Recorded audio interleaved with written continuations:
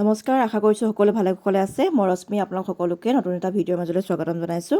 আৰু আজিৰ ভিডিঅ'টোত আপোনালোকক লৈ যাব বিচাৰিছোঁ পৃথিৱীৰ ৰহস্যময় এডোখৰ স্থানলৈ, য'ত আজিও বিজ্ঞানে হাৰ মানি আছে। হয়, ঠিকেই অনুমান কৰিব পাৰিছে, মই কৈলাশ পৰ্বতৰ কথাই ক'ব বিচাৰিছোঁ। তেন্তে পলম নকৰি জানো আহক কৈলাশ পৰ্বতৰ 5টা ডাঙৰ ৰহস্য।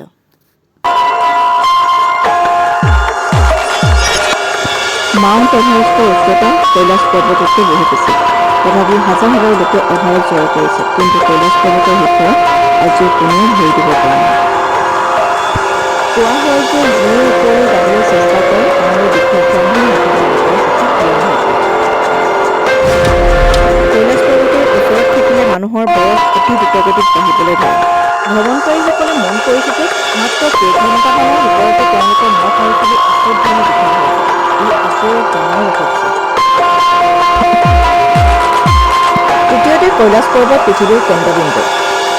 ৰাছিয়ান বিজ্ঞানীসকলৰ এটা দলে দাবী কৰিছিল যে কৈলাশ আচলতে কোনো পৰ্বত নহয়, বৰঞ্চ এক বিশাল মানৱ নিৰ্মিত পিৰামিড, যিটো কোনো উন্নত শক্তিয়ে নিৰ্মাণ কৰিছিল।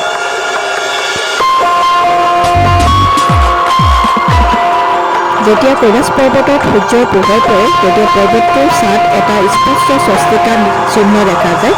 ইয়াৰ উপৰিও বৰফৰ তৰপবোৰে এনে আকৃতি লয় যিটো দেখিবলৈ ঠিক ওম পৰ্বতৰ দৰে লাগে।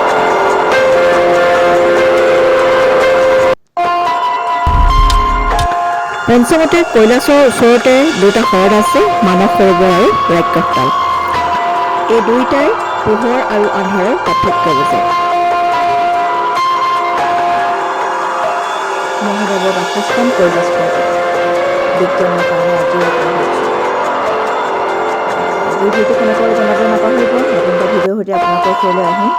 ভিডিঅ'টো চাই ভাল পালে লাইক এটা কৰি থৈ যাবলৈ একেবাৰে নাপাহৰিব দেই। আজিলৈ আহিছোঁ।